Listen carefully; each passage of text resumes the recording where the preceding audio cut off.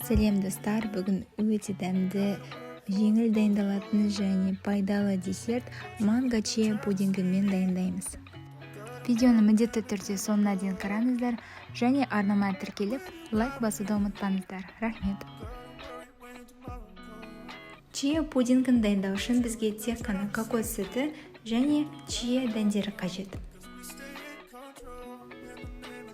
Мен 250 мл кокос сүтімен 2,5 ас қасық чияны араластырамын. Сіздің қалауыңыз бойынша қант салуға болады, мен жарты ас қасық қант салдым. Қант салмауға да болады, сонда ол ПП десерті болып шығады. Бар болғаны осы әрекеттерді істейміз.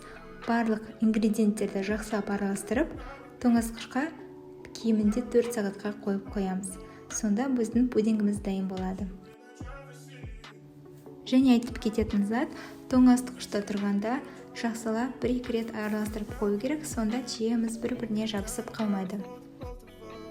Мен 6 сағаттан кейін пудингті алып шықтым. Чияның бойында лактоза сіңіп, үлкейіп, осындай әдемі пудинг болып шығады. Көбінде бұл десертті мейрамханаларда манго, маракуйя сияқты экзотикалық жемістермен істейді, сондықтан мен де бүгін манго қосамын. Мангодан пюре жасап істеуге болады, немесе жай ғана турап салуға болады. Мен бүгін турап саламын.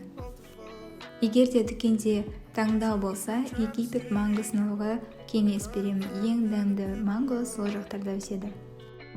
Пудингті әсемдеу үшін мен құлпына және қара жидек алдым. Осымен біздің пудингіміз дайын болады. Шыны ыдыстар алса өте әдемі көрінеді. Түбінен біз мангоны саламыз, үсті жағынан чияны салып, әсемдейміз. Жидектермен өте әдемі көрінеді.